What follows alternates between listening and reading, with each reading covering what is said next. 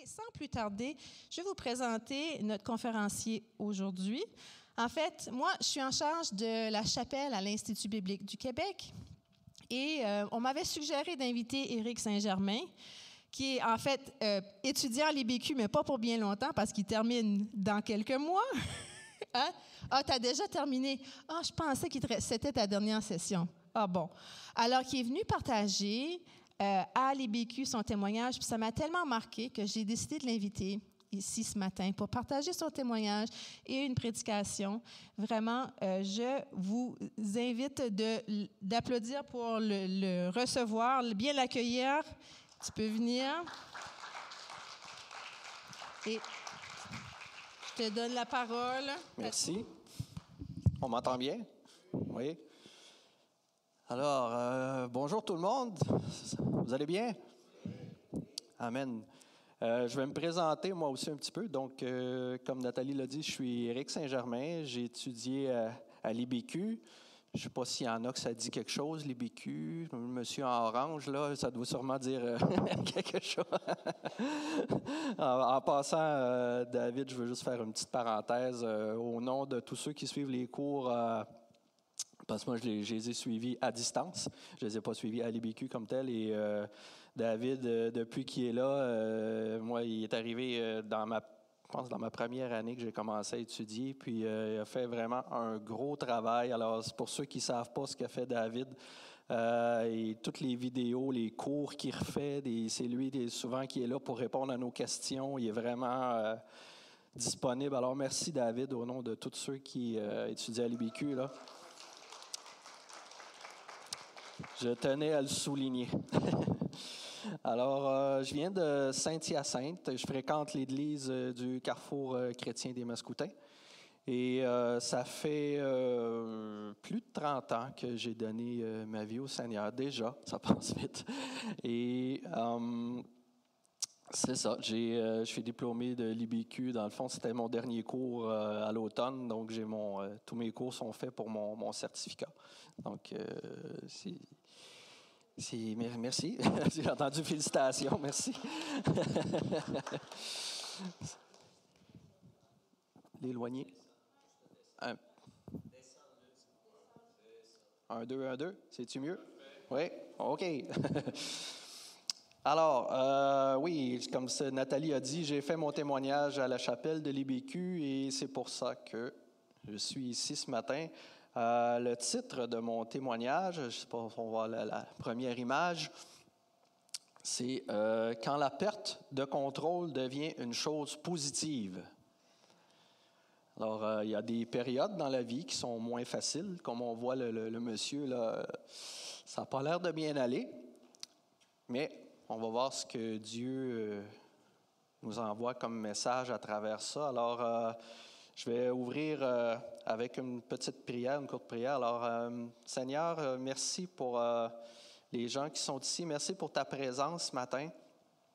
Puisses-tu utiliser ce qui va sortir de ma bouche et ce qu'on va lire à travers ta parole, Seigneur, pour toucher les gens, pour qu'ils ressortent ici avec quelque chose de plus de toi, qui soit peut-être mieux que quand ils sont rentrés, qu'ils soient mieux en sortant d'ici.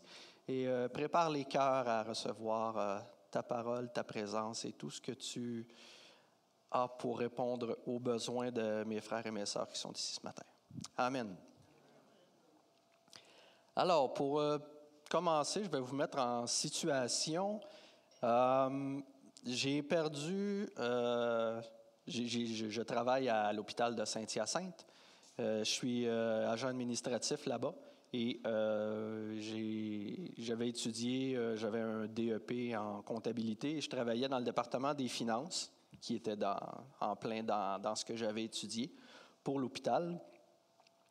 Mais est arrivé un moment donné où ils ont fusionné les régions dans le réseau de la santé et mon département, au lieu d'être à Saint-Hyacinthe, le département est déménagé à Longueuil.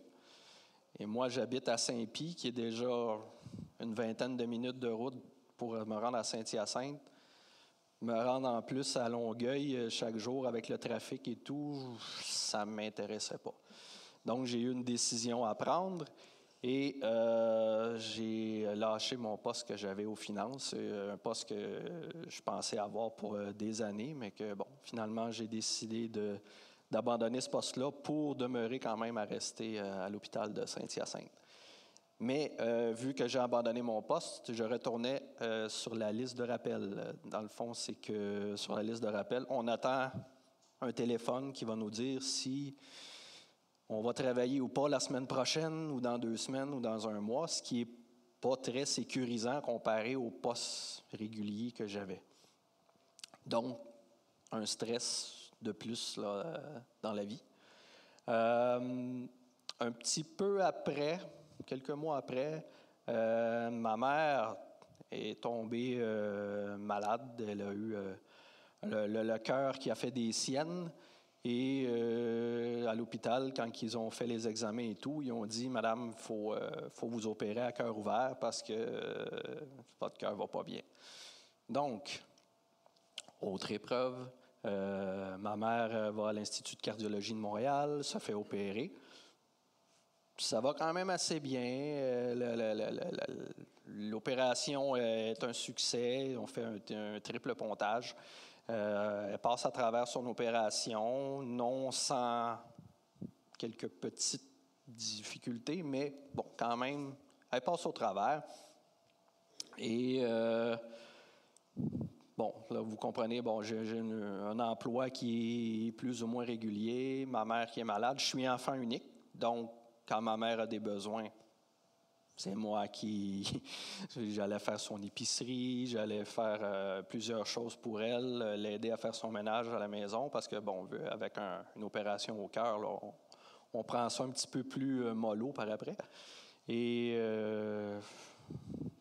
tant bien que mal, on continue, la vie continue, tout ça, jusqu'à temps que, au printemps, elle s'était fait opérer à l'été, le printemps suivant, ma mère se met à se sentir un petit peu mal. Bon, ça avait l'air plus quelque chose comme dans les bronches, les poumons, tout ça. Donc, on prend un rendez-vous chez son médecin parce qu'elle commence à avoir des sécrétions, puis elle se sent faible, sent pas bien, tout ça. Donc, on prend un rendez-vous chez son médecin. Et la nuit, avant d'aller à son rendez-vous chez le médecin, le soir, elle va tellement pas bien qu'elle décide d'appeler l'ambulance pour se rendre à l'hôpital. Et dans la nuit, je reçois un appel de me rendre à l'hôpital parce que ma mère, sa santé va de moins en moins bien. Et quand je suis arrivé à l'hôpital, il était déjà trop tard. Donc, si on accumule tout ça, job instable depuis quelque temps, ma mère qui se fait opérer, ça, bon, là, elle décède par la suite. Ça fait plusieurs choses et à un moment donné, je suis au travail, puis là, je me mets à avoir des symptômes comme des douleurs dans la nuque, ce que j'avais jamais vraiment eu avant, mais c'est des douleurs là, intenses et récurrentes là, qui reviennent. Des maux de tête. Je me mets à être beaucoup plus fatigué qu'avant. Et de fil en aiguille, je me dis, ça va passer. Avec tout ce que j'ai vécu, bon, c'est normal que j'aille un peu moins bien. On laisse aller, on continue, mais en laissant aller, ça va pas mieux. Ça empire. Les symptômes vont de pire en pire. J'ai une perte d'appétit, manque de sommeil. Donc, tous ces symptômes, là, vous voyez que je m'en vais vers une dépression. C'est carrément ça. Et perte d'appétit au point où au début, je suis parti de 170 livres et j'en pesais environ 140 à un moment donné. Là, j'avais la peau sur les os presque. Des étourdissements sévères. Je travaillais aux archives dans ce temps-là. C'est des grandes colonnes de dossiers. Là, ça. Puis là, à un moment donné, je voyais les colonnes qui se promenaient comme ça. Là, j'étais obligé de me tenir après les colonnes pour que le temps que ça arrête. Là. Mais c'était pas normal. Là. Ça allait vraiment pas bien. Je commence à faire des crises d'angoisse, crises de panique. parce que là, avec tout ce qui se passe, là, je ne sais pas jusqu'où ça va me mener. Je rentre dans une roue de crise d'angoisse, crise de panique que je fais régulièrement. J'essaie d'avoir un rendez-vous chez mon médecin de famille et quand ça va bien, ça va bien. Mon médecin de famille, quand j'ai essayé d'avoir un rendez-vous, il est en vacances. Donc, je ne peux pas voir mon médecin de famille. Donc, je m'arrange tant bien que mal pour avoir un rendez-vous dans une clinique sans rendez-vous pour voir un autre médecin que mon médecin de famille. Et il m'écoute, je lui raconte ce qui s'est passé, tout ça. Bon, il dit OK, je vais t'arrêter une semaine, puis tu continueras à travailler par après, ça devrait bien aller. Je ne sais pas s'il y a des gens qui ont déjà été en période dépressive, mais une semaine sans travailler, ça ne règle pas grand-chose.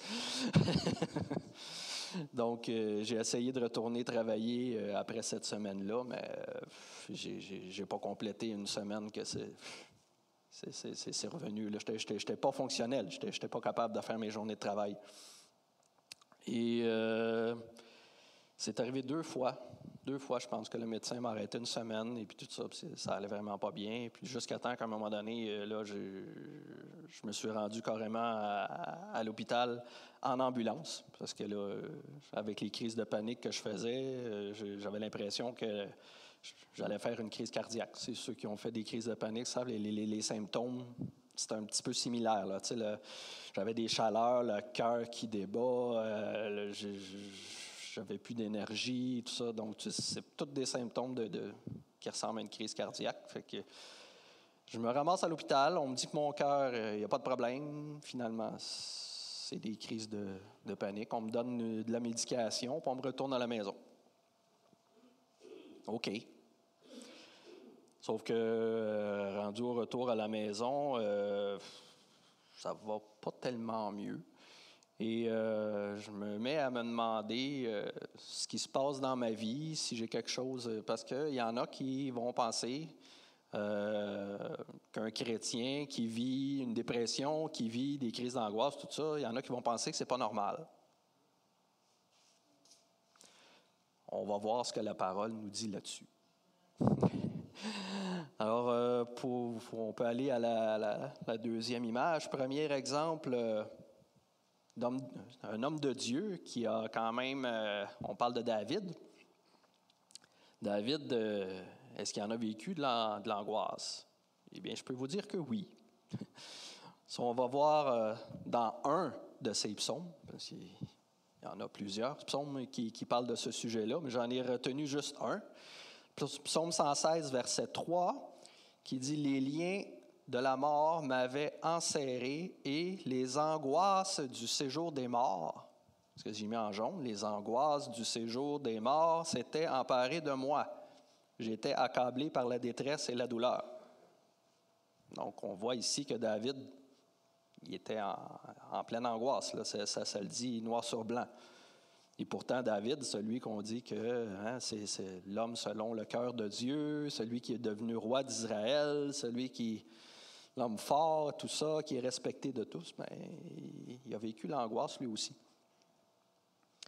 Un autre exemple, Élie.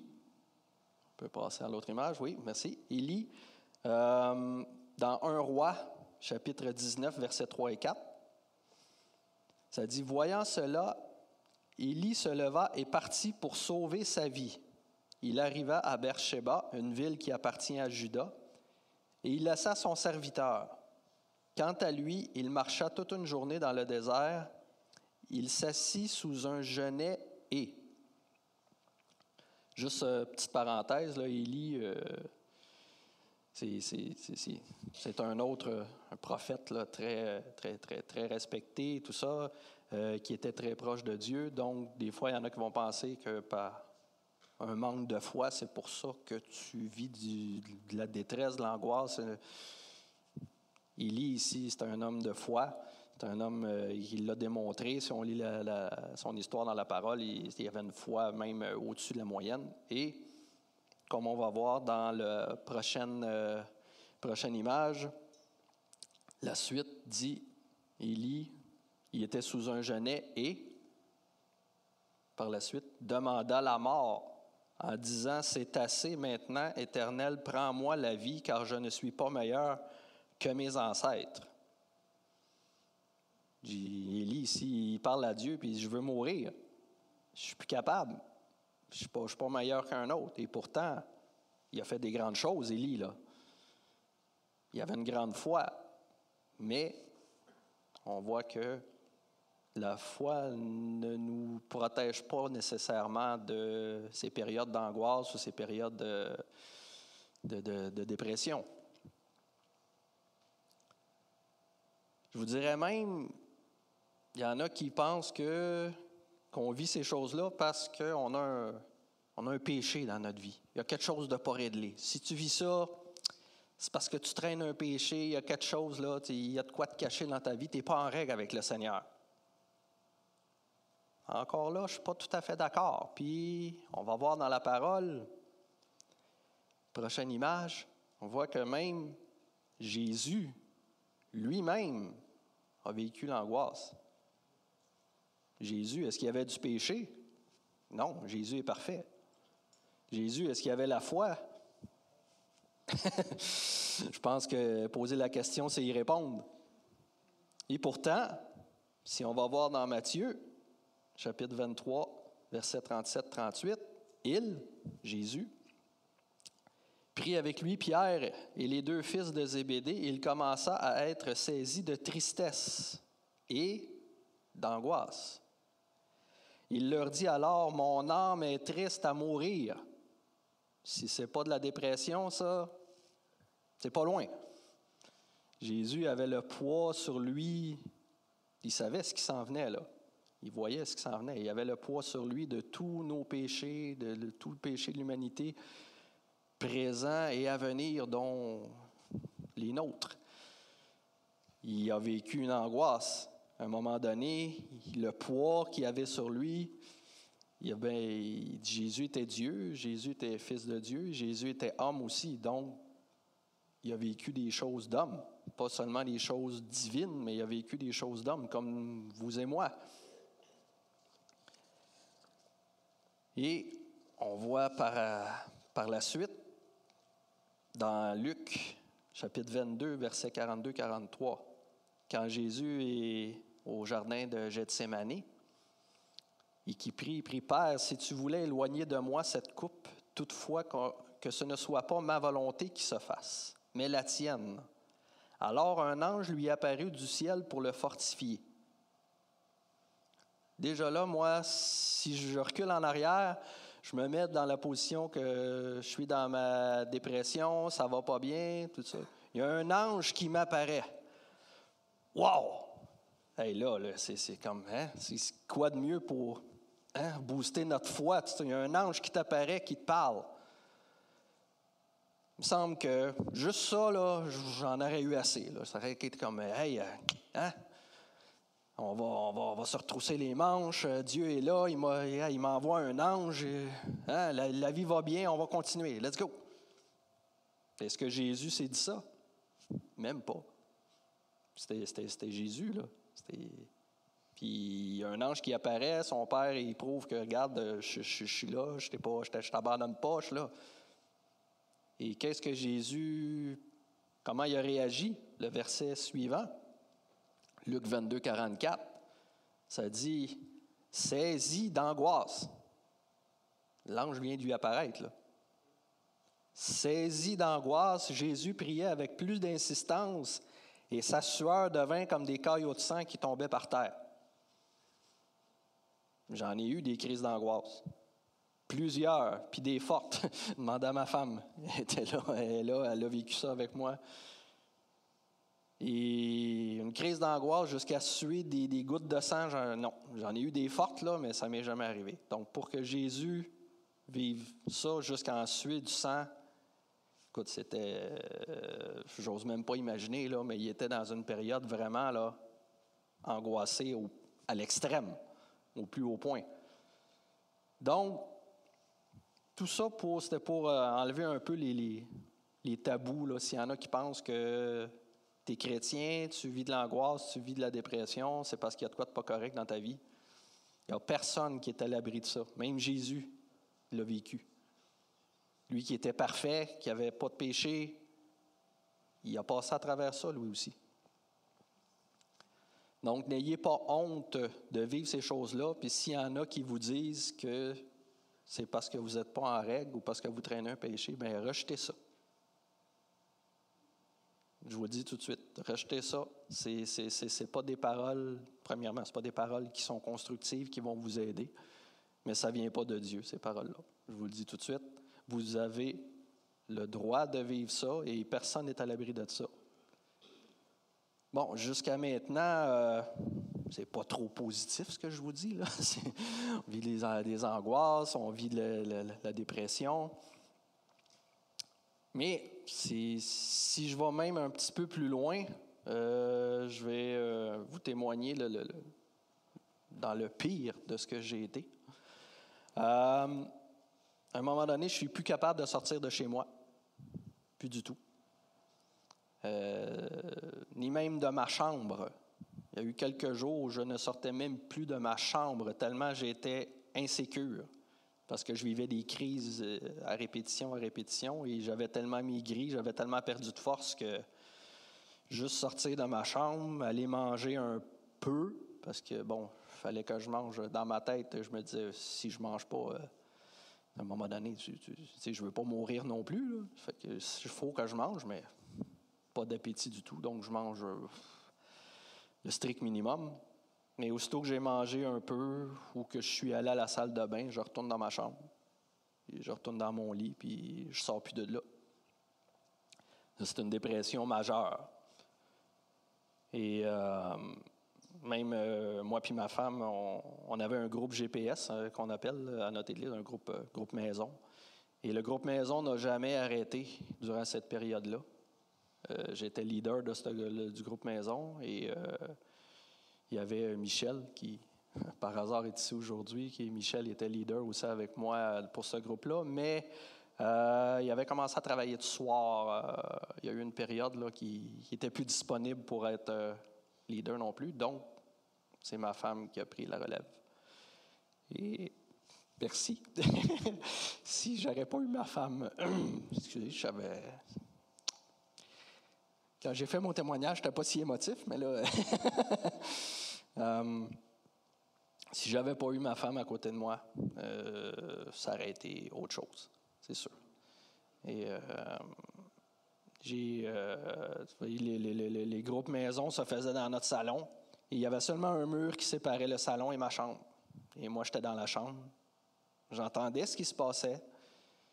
Les gens priaient pour moi, tout ça, mais je n'étais pas capable d'être avec eux. C'était trop. Si j'entendais les plein de voix qui se mélangent puis tout ça, non. J'étais rendu à ce point-là. C'est quand même quelque chose. Et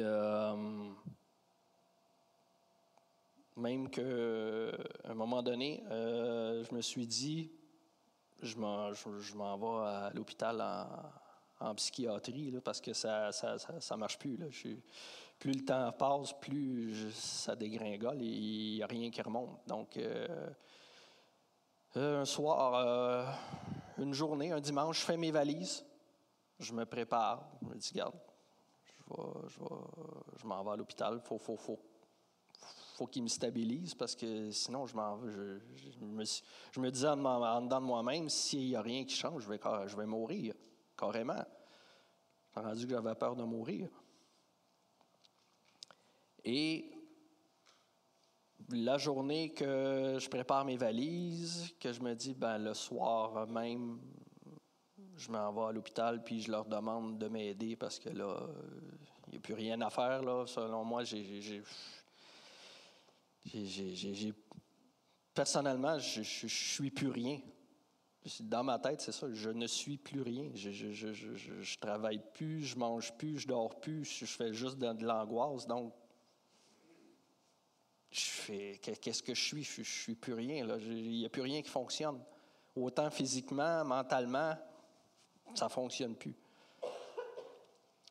Et ce soir-là, ma femme se rend à notre église. Il y a des réunions le matin, mais il y avait des réunions le soir aussi. Et une sœur qu'on connaît, qui faisait partie de notre groupe maison, reste avec moi à la maison pendant que ma femme est partie à l'église parce que je n'étais pas capable de rester tout seul à la maison. Et on écoute un film, tout ça, puis ce que ma femme vivait, elle, quand elle a été à l'église, c'est que la femme de notre pasteur, sachant ma situation, ce soir-là, dit à ma femme d'avancer à l'avant et l'Église va prier pour moi, l'Église au complet. Ce n'est pas quelque chose que j'ai vu souvent à notre Église.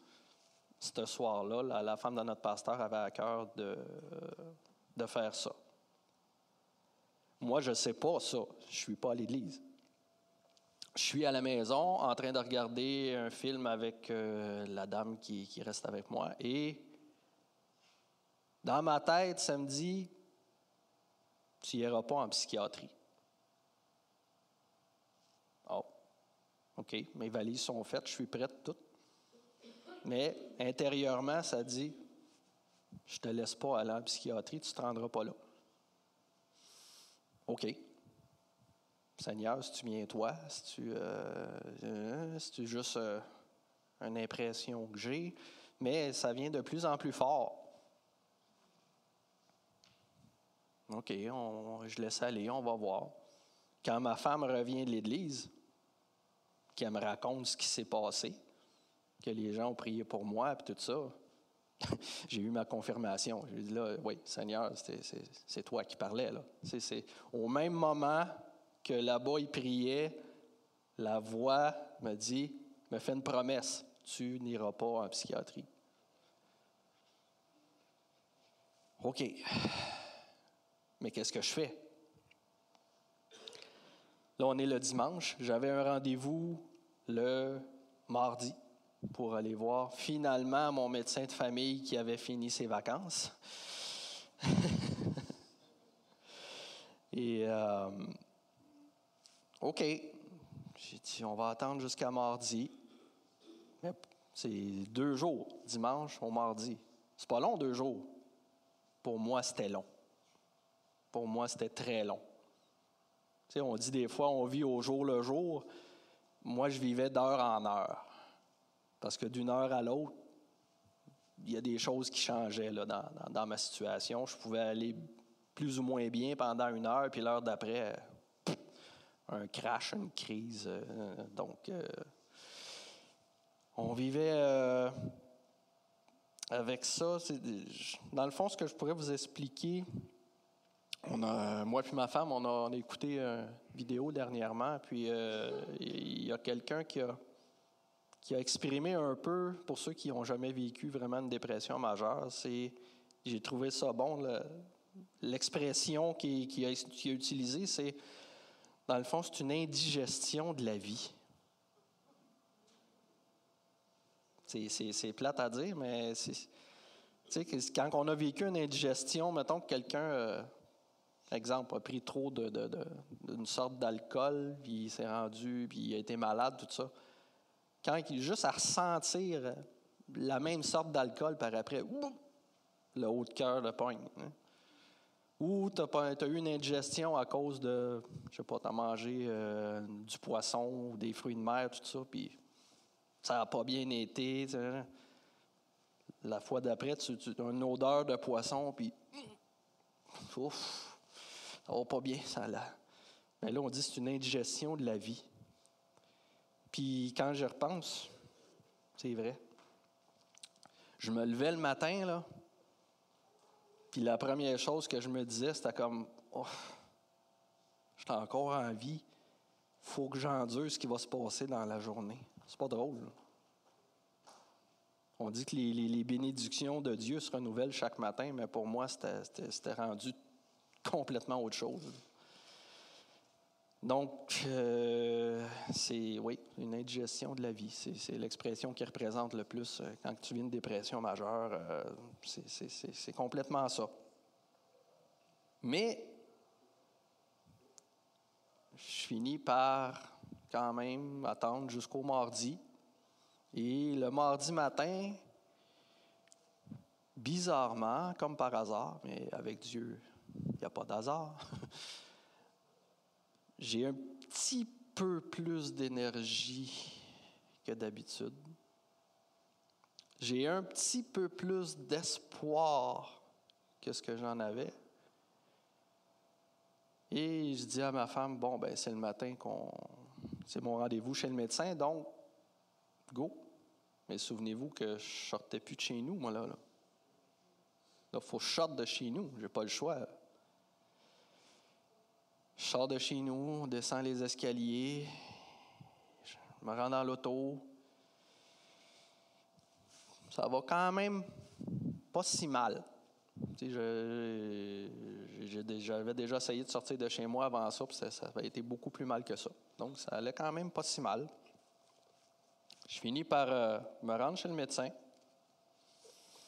Et quand je suis rentré dans le bureau, c'est mon médecin de famille, fait que lui, il me connaissait. Je suis de nature quand même assez joviale, j'aime ça jaser un peu, mais quand je suis rentré, j'ai même pas eu besoin de dire un mot. Il a vu mon visage, puis sûrement qu'il avait vu que j'avais maigri beaucoup. Il a fait « Oh, ça va pas bien, toi? » Vraiment pas. Puis là, j'éclate. J'ai éclaté dans le bureau. Là, hein, puis là, je lui montre les médicaments qu'on m'avait donnés à l'urgence.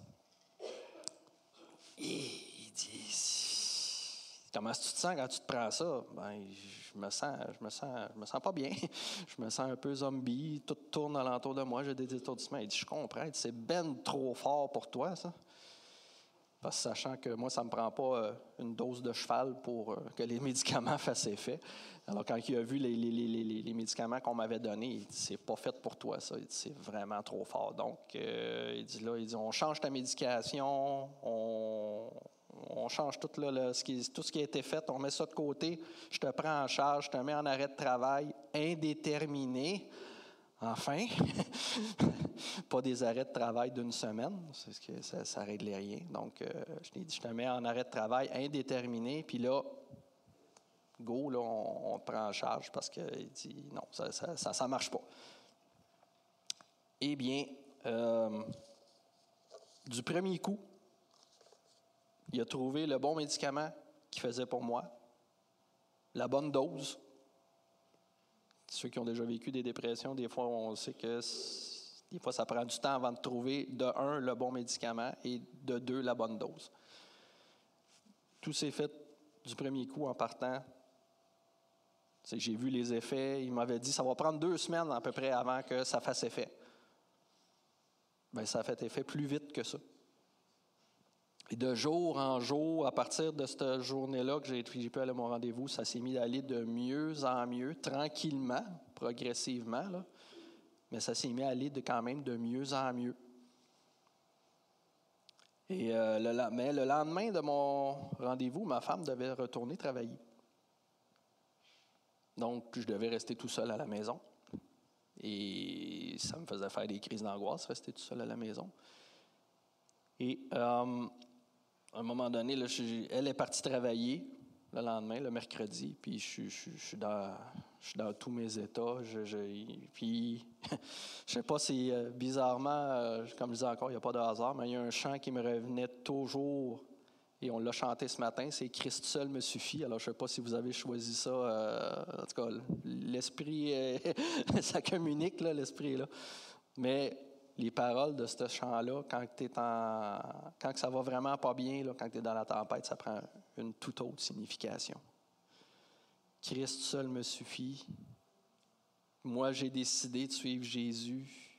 Je te suivrai. C'est ça qui m'a tenu. C'est la foi qui m'a tenu. L'ennemi m'avait attaqué mentalement, physiquement, mais la foi, il n'a pas été capable de m'enlever ça. Et je reviens à ma femme qui était partie travailler. Puis là, j'ai ce chant-là en tête, je me souviens, puis je pleure, puis je dis, je ne serais pas capable de passer à travers et rester tout seul chez nous. Je faisais des crises encore d'angoisse à répétition parce que j'étais insécure tout seul. Et à un moment donné, j'entends la poignée de porte ouvrir. Là, j'ai dit, c'est qui?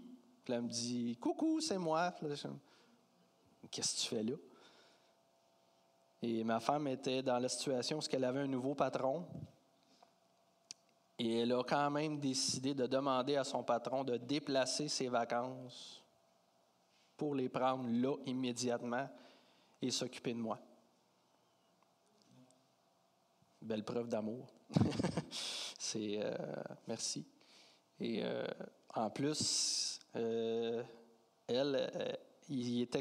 travaille en réadaptation intensive.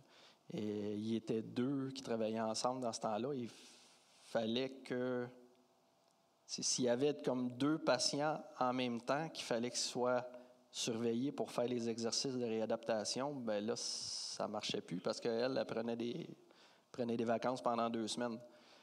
Et elle a regardé avec sa collègue les patients qu'ils avaient à faire des exercices avec eux et tout a concordé. Il n'y avait aucun patient durant ces 2 semaines-là qui était en même temps une que l'autre. Wow! Il dit ça, quand le Seigneur met sa main sur une situation, c'est là qu'on voit que... Et son patron même lui avait dit, 2 semaines, ton mari est en dépression majeure. Il dit, je te dis tout de suite, tu n'auras pas assez de 2 semaines. S'il est en dépression majeure, il dit, regarde, tu vas être parti plus longtemps que ça. Elle a dit, je te demande 2 semaines. OK. Ben, après 2 semaines, j'étais capable de rester tout seul chez nous. La situation s'était assez améliorée en 2 semaines que je ne faisais plus de crise en restant tout seul chez nous. Et là, autant j'étais désespéré que je me disais que j'allais me retrouver en psychiatrie et tout, autant là, ma foi grandissait, mon espoir grandissait tout le temps, puis je voyais la main du Seigneur dans la situation, puis je disais, « Wow, merci Seigneur. » Et comment je pourrais dire? J'ai manqué 4 mois de travail en tout. J'ai été suivi par une thérapeute et la thérapeute m'a dit, une dépression majeure comme que tu as vécu, habituellement, une personne va manquer 1 an et demi.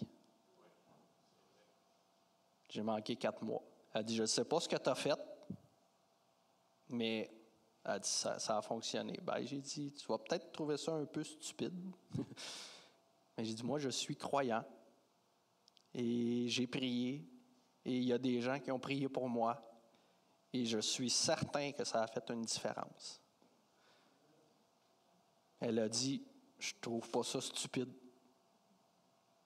Puis elle a dit, si ça a fonctionné pour toi, bien tant mieux.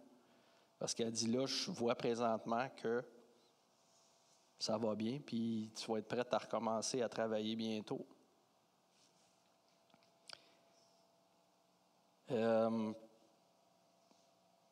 Aussi, une autre parenthèse, cette expérience-là a changé ma vision de la vie, et ma vision aussi du diable, ma vision de l'ennemi. Ça a complètement changé. Comment? C'est qu'avant, je voyais le diable comme il est écrit dans 1 Pierre 5,8. On peut passer à l'autre image. 1 Pierre 5,8 qui dit « Soyez sobres, restez vigilants, votre adversaire, le diable, rôde comme un lion rugissant, cherchant qui dévorer. » À l'autre image, ça ressemblait à ça. J'ai toujours vécu ma vie chrétienne depuis le début en m'imaginant que si je faisais de quoi pour Dieu, si je priais, si je devenais une cible. Et le diable était comme un lion rugissant comme ça qui me surveillait à tout moment. Puis il y en a qui disaient oui, mais la place du diable, tu le sais, c'est sous tes pieds. Oui. Mais moi, m'imaginer un lion comme ça, là, j'ai bien beau y présenter le pied pour le mettre sous mes pieds. Là. Il va me manger le pied, puis il va me dévorer, il va manger ce qui vient avec. Là. Donc, c'est comme ça que je me sentais face à l'ennemi. Mais depuis que j'ai vécu cette expérience-là de dépression, et que j'ai passé au travers, et que j'ai vu l'action de la main de Dieu là-dedans, je ne vois plus comme ça. Et on peut aller à l'image d'après. Le diable, maintenant, je le vois plus comme ça. Un hamster. Mais le hamster, tu sais, notre hamster, là. Mais le hamster, l'image qu'il y a là, je l'aime bien, là, notre hamster. Là, vous voyez qu'il est musclé, il est entraîné, il y a un petit air, un petit sourire en coin. Hein, je vais t'avoir. Hein? Ben, c'est ça, c'est que ce hamster-là, des fois, c'est nous autres qui le nourrit. Mais des fois, même souvent. Puis plus qu'on le nourrit, ben plus qu'il devient fort comme ça. Et quand le hamster devient tellement fort, puis que la roulette dans notre tête tourne, quand on essaie de l'arrêter, si on l'a nourri et on l'a rendu fort, la roulette est dure à arrêter. Mais maintenant, je sais reconnaître le hamster. Les symptômes, je les ai vécus, je le sais c'est quoi. Puis je suis sorti de là plus fort, avec une foi plus forte qu'avant. Donc le hamster, je ne laisse pas le temps de se mettre à tourner très fort et très vite.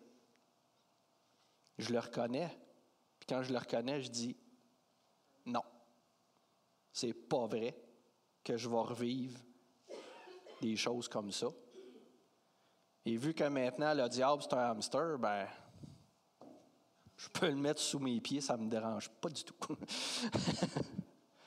Donc, ma vision de l'ennemi a complètement changé.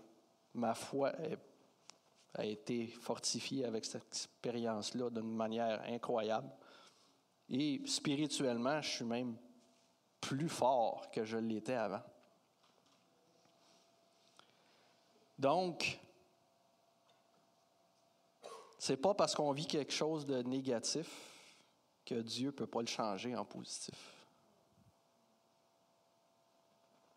Et il y a seulement Dieu qui peut faire ça d'une manière incroyable. Si vous avez vécu ou vous êtes dans une situation qui est pas facile, dites-vous que Dieu est encore là, qu'il ne vous abandonne pas. Puis que probablement, comme moi, vous allez sortir grandi et plus fort à travers ça. Mais quand vous êtes dedans, je le sais que, écoute, on voit du noir, puis on ne voit pas la lumière au bout du tunnel, mais je vous dis qu'il y en a une lumière au bout du tunnel. C'est la lumière de Dieu. Puis si jamais vous avez besoin de consulter, n'ayez pas peur.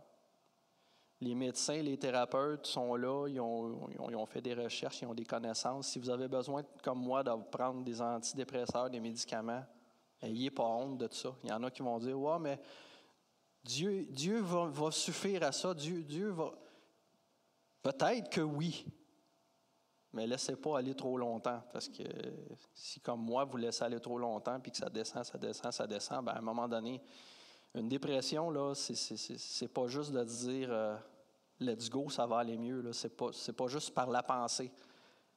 J'ai lu là-dessus, parce que j'ai essayé de comprendre ce que je vivais. Puis une dépression, là, il y a un dérèglement hormonal au cerveau. Là.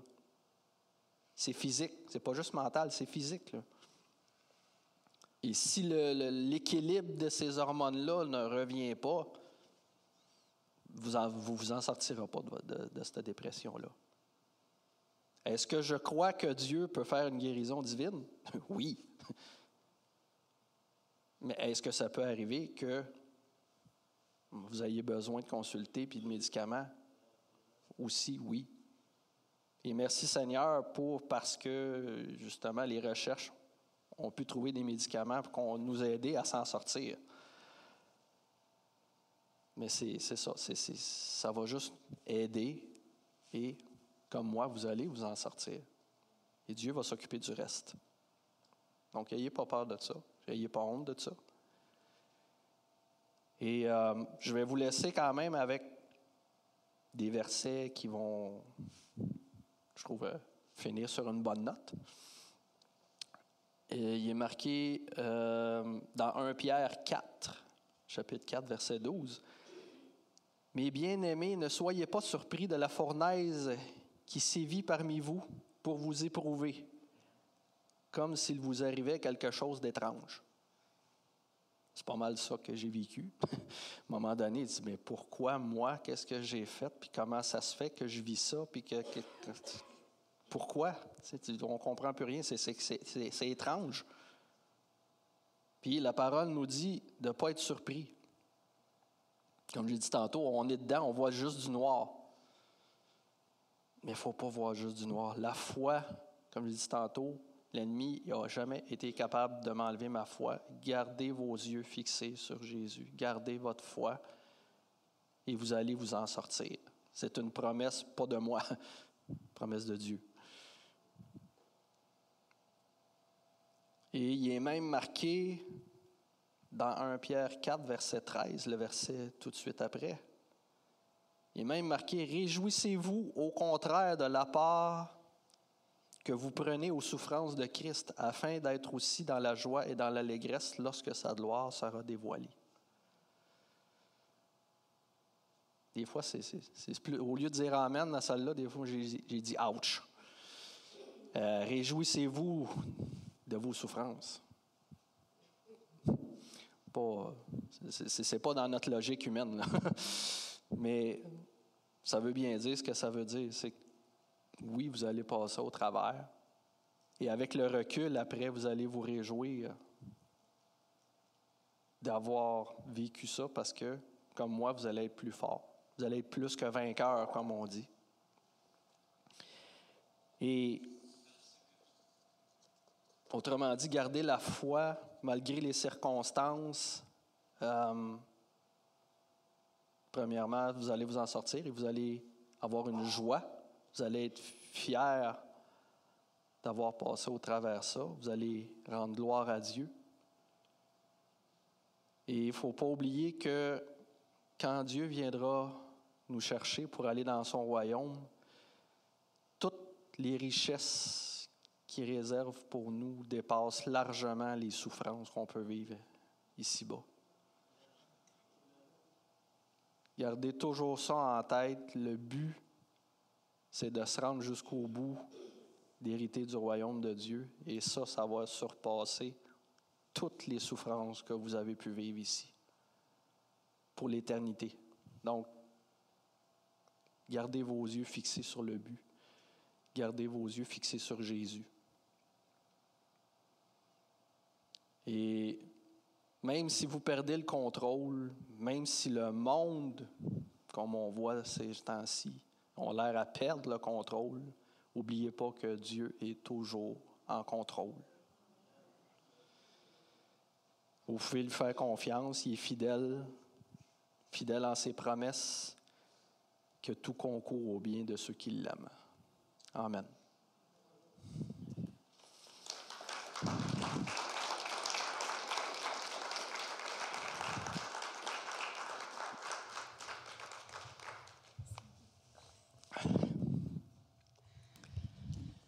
Amen. Vous voyez, quand Éric a partagé son témoignage à la chapelle, ça m'a interpellée. Puis moi, j'ai vu du vrai. J'ai vu quelqu'un qui partageait honnêtement qu'est-ce qu'il a vécu, sans honte, qui partageait vraiment qu'est-ce qu'il a vécu, qu'est-ce que plusieurs d'entre nous, on a déjà vécu et peut-être que certains d'entre nous, on vit en ce moment.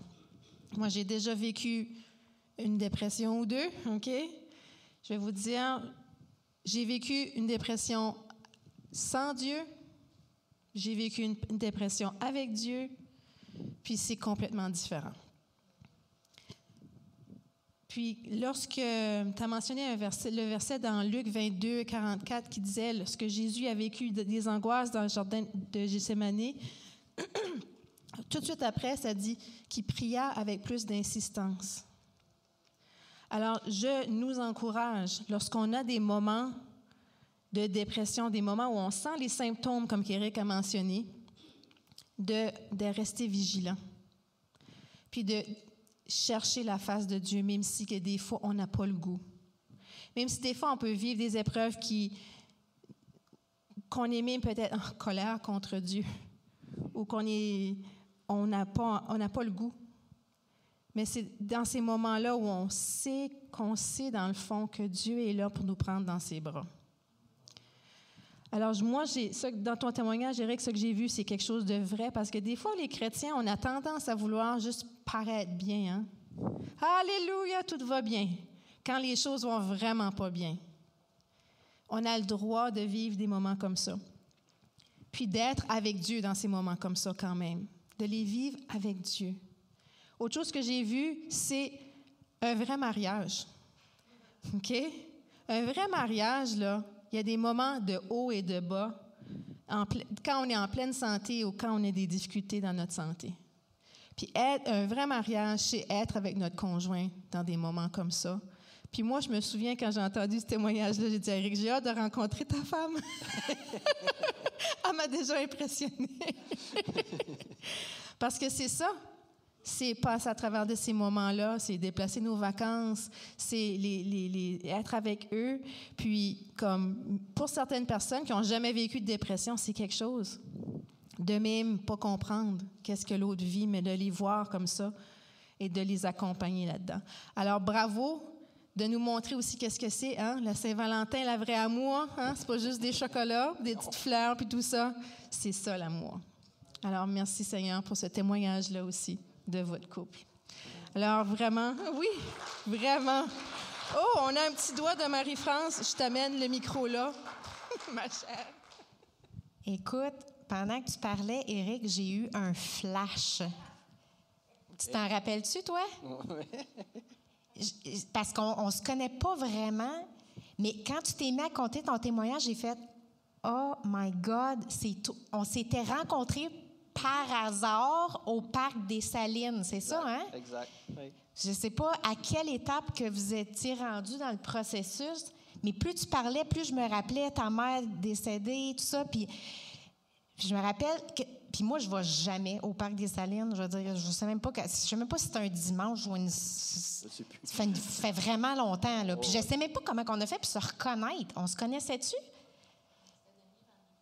On s'était donné rendez-vous. C'est ton père qui avait fait un cours de leadership à notre église, puis on s'était connus là. Ah, oui, OK. Ah, OK, oui. En tout cas, c'est ça, on s'était vu par des scènes, puis je me rappelle, puis vous m'aviez conté le témoignage, puis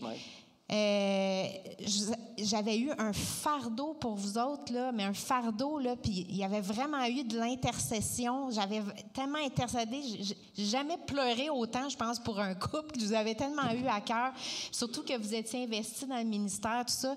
Puis je suis honorée et bénie ce matin de voir le résultat, parce que je sais qu'on s'était échangé, je pense, quelques courriels, là, mais de voir, d'entendre tout ça ce matin, ça me rappelle la grandeur de Dieu, la main de Dieu, puis je suis tellement bénie, parce que ça, là, je n'étais pas ici dans la dernière semaine, fait que juste que je sois ici, c'est comme mon cœur, il est dans la joie de voir tout ce que Dieu a fait, puis le parcours que vous avez fait, puis là, tu as fini l'école biblique, fait que gloire à Dieu. Amen. Merci. Je voulais vous parler d'un petit quelque chose. J'ai un autre formulaire à vous faire remplir. La semaine dernière, j'avais quelque chose. Alors, je ne sais pas si les placiers ou les placières, vous pouvez vous avancer. On a un petit formulaire et des stylos à distribuer.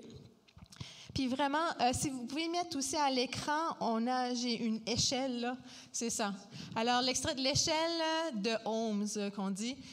Puis on parle dans ce document ici, qui est un document de santé du Québec, là, en fait, qui dit qu'on peut passer à travers des événements marquants dans nos vies qui vont nous prédisposer à des problèmes de santé et de santé mentale dans le futur, OK? Est-ce qu'il y a des gens qui connaissaient cette échelle-là? OK.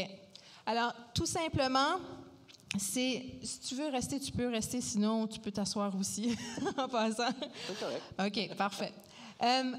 C'est pour dire que dans notre vie, on vit des événements, puis ça peut être très marquant ou pas très marquant, en fait, qui vont nous prédisposer à des problèmes de santé dans le futur. Puis c'est à nous de rester vigilants.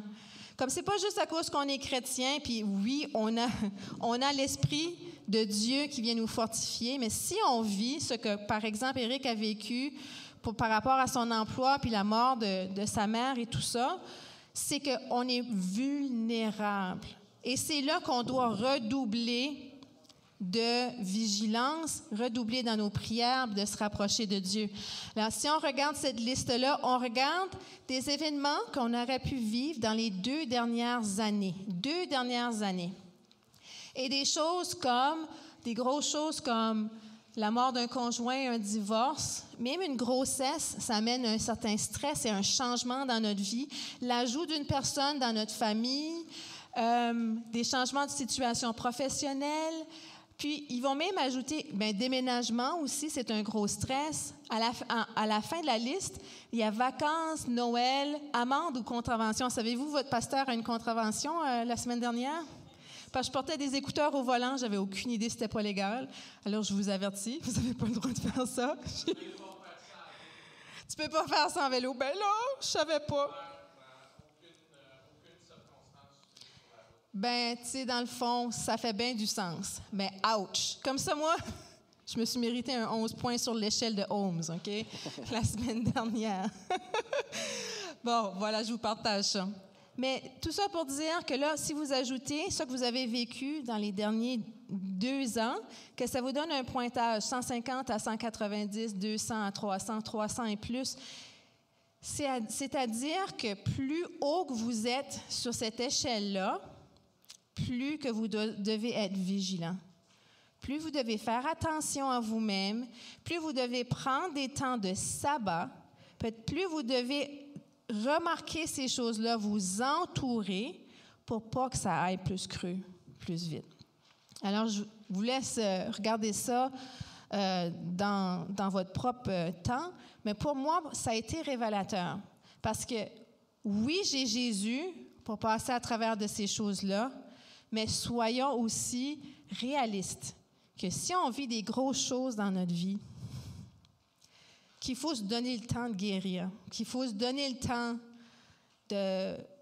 d'avoir un sabbat, qu'il faut se donner le temps, qu'il faut vraiment chercher la face de Dieu dans ces moments-là.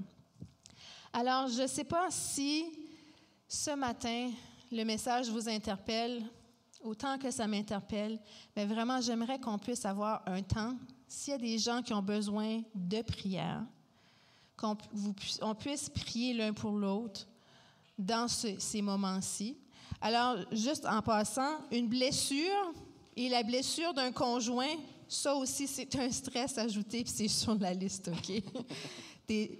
Avoir à accompagner quelqu'un qu'on aime dans ces moments-là. Alors, soyons vraiment conscients de ça. Alors, je ne sais pas si je pouvais demander à l'équipe de louange, ou du moins David, si tu pouvais venir jouer un peu. Puis, j'avais vraiment à cœur que Éric et moi, on puisse prier pour, s'il y a des gens qui vivent à travers des choses comme ça, qui trouvent ça difficile en ce moment, on aimerait pouvoir prier pour toi. On aimerait pouvoir prier pour vous. Alors, même si vous ne voulez pas vous avancer, on va quand même prier de façon générale. Alors, Éric, je ne sais pas si tu voulais commencer avec une prière générale pour les gens. OK. Si tu es à l'aise avec ça. Alléluia. Alors, Seigneur, il y a peut-être des frères, des sœurs qui, comme moi, sont dans une situation présentement qui ne sont pas bien. Mais Seigneur, tu es toujours là. Comme on a dit, tu es fidèle. Tu es toujours en contrôle. Et touche les cœurs de mon frère ou de ma sœur, Seigneur. Viens les rencontrer, viens leur donner l'espoir, viens leur donner ce qu'ils ont besoin pour continuer, pour garder la foi en toi.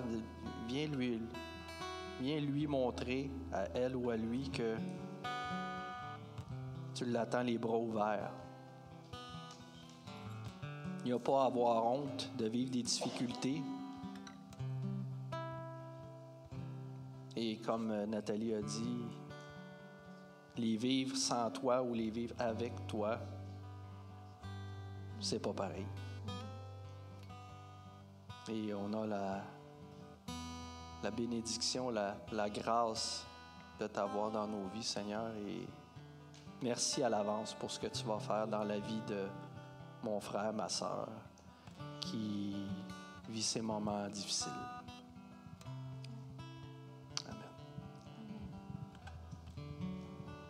Seigneur, moi aussi, je veux élever ma voix, Seigneur. Je veux qu'on élève tous notre voix, Seigneur, pour les gens autour de nous. Seigneur, que tu puisses nous les mettre sur notre cœur, Seigneur, même s'il y a des gens pour qui on doit prier en ce moment. Seigneur, je te prie pour les gens qui sont en arrêt de travail en ce moment. Je te prie d'enlever la honte. Seigneur, je te prie de les fortifier. Mais de les aider à se reposer. Pas une force genre comme je vais faire tout plein d'affaires, mais une force dans le repos. Une force dans cette sagesse de prendre soin d'eux-mêmes. Une force, un courage, Seigneur, un désir ardent de s'approcher de toi, Seigneur Jésus, dans ces moments. Seigneur Jésus, je te remercie que tu es celui qui a vécu des angoisses, qui a vécu des moments difficiles sur la terre, abandonné de tes plus proches amis, mis à mort injustement, battu, sachant que tu allais mourir pour le pardon de l'humanité. Jésus, tu sais qu'est-ce que c'est.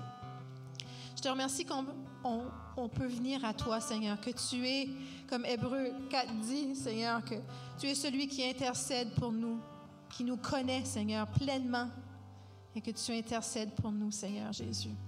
Merci, Seigneur, pour la beauté de qui tu es.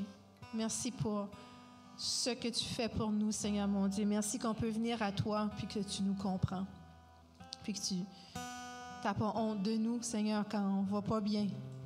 Au contraire, tu es aimant, Seigneur, et tu mets tes bras autour de nous, Seigneur Jésus. Alléluia. J'aimerais qu'on prenne un moment. Est-ce qu'il y a des gens pour qui vous voulez vous avancer, juste de façon générale, que vous voudriez qu'on prie pour vous? On va prendre un moment.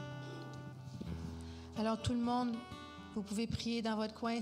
S'il y a des gens autour de vous, vous pouvez prier pour eux. N'hésitez pas de vous avancer pour prier pour les gens qui s'avancent. On va prendre un moment de prière tous ensemble.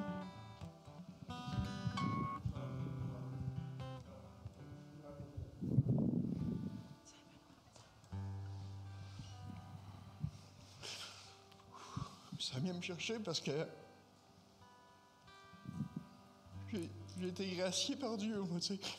Dieu m'a enlevé l'obsession de jouer dans ma vie. Moi, j'aurais pu mourir du jeu compulsif. Mon frère m'a appelé cette semaine pour me dire qu'il était pris dans la prison du jeu. Puis ça vient me chercher énormément dans moi. Moi, j'ai eu la force d'avoir la grâce de Dieu et d'être capable de prier Dieu. Et je sais que lui, il est éloigné de Dieu. Peut-être qu'il prie pas. Puis moi, je sais que la seule façon unique de s'en sortir de ce maladie-là, c'est juste Dieu qui peut le faire. Je vais vous demander d'avoir une prière pour lui, s'il te plaît.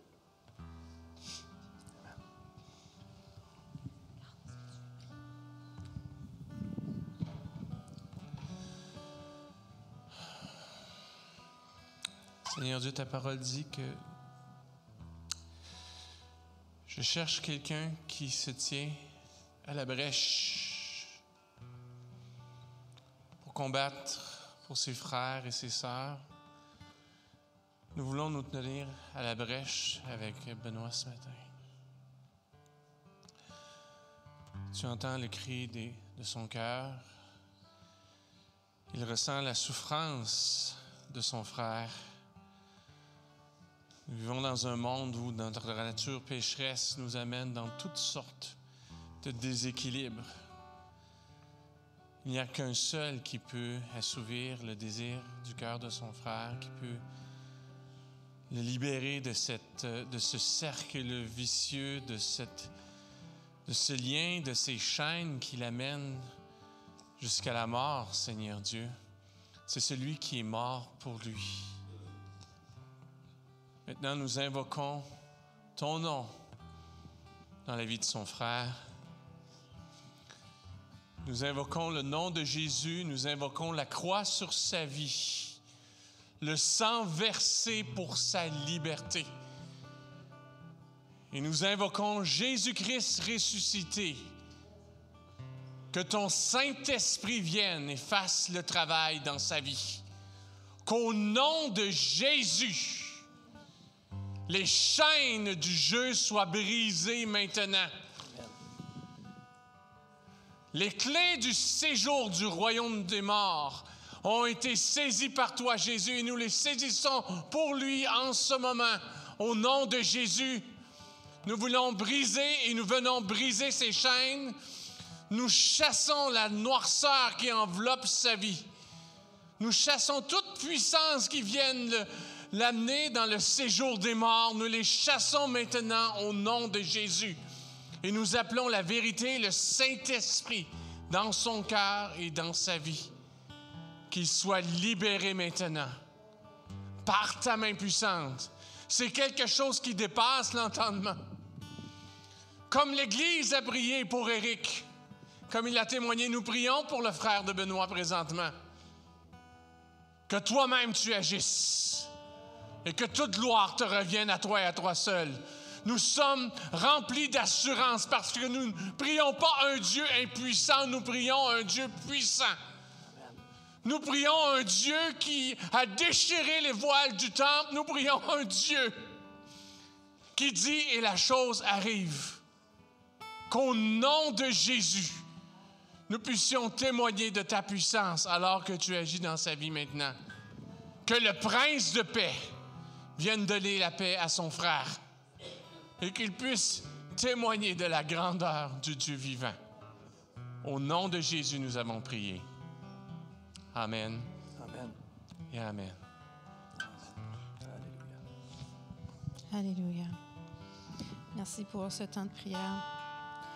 Je voulais qu'on prenne un temps, si c'est correct avec vous, de prier pour la famille Dufault qui a perdu leur fils Alex il y a quelques mois. Puis je sais qu'en tant qu'Église, qu'on les porte en prière, puis qu'on est vraiment triste pour eux. Et vraiment, on voudrait pouvoir prier pour vous, si vous voulez rester assis ou si vous voulez vous avancer. C'est vraiment quelque chose de difficile qui passe à travers, pardon. Est-ce qu'il y a quelqu'un qui voudrait prier pour...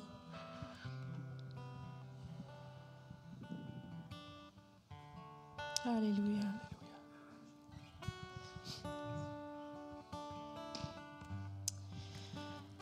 Seigneur, on veut vraiment envelopper cette famille ce matin, Seigneur. Pas juste les parents, mais les frères, les sœurs, les proches, Seigneur Dieu.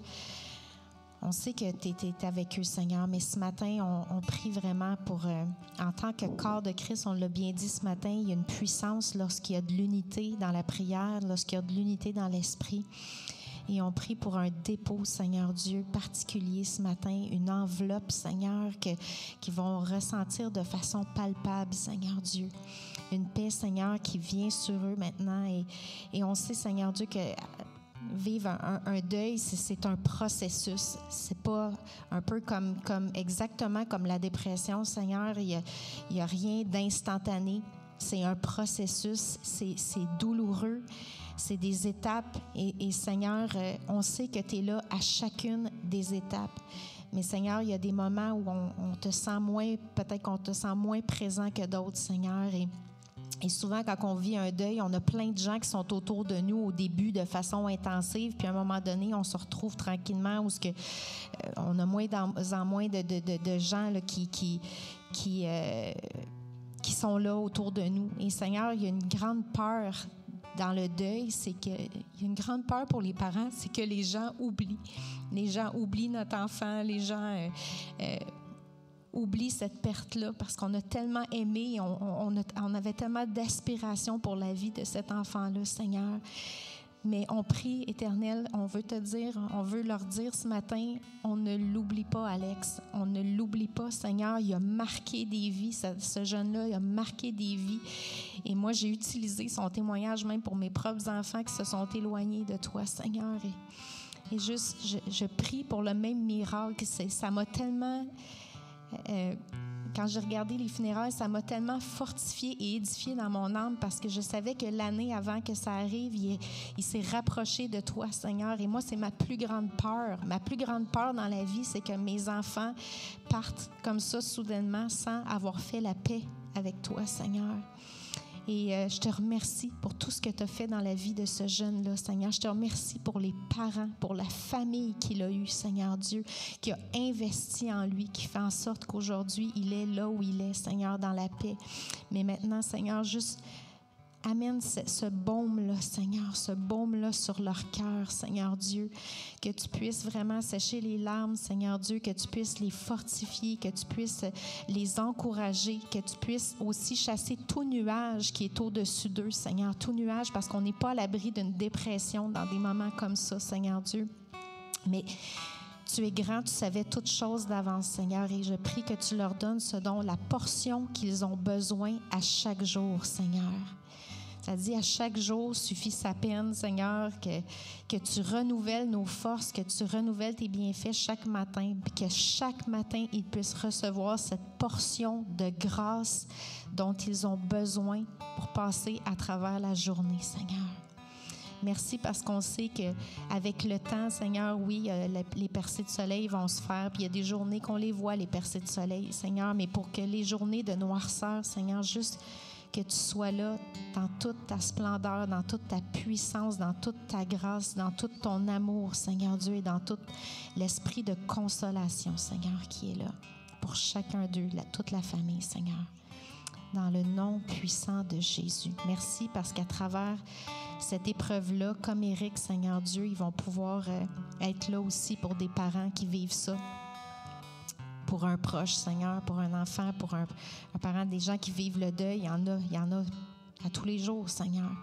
Alors, merci, Seigneur Dieu, parce que leur témoignage va être aussi un instrument de guérison pour plein d'autres qui vont avoir à faire face à cette épreuve terrible, Seigneur. Merci de les aimer, de prendre soin d'eux, Seigneur, dans le nom de Jésus. Amen.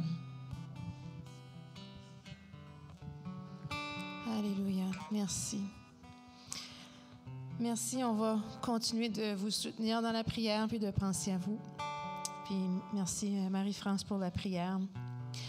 Bon, alors pour aujourd'hui, pour ce matin, on peut continuer dans la prière. Même David, si t'es game de continuer à jouer, mais je vais vous souhaiter un beau dimanche.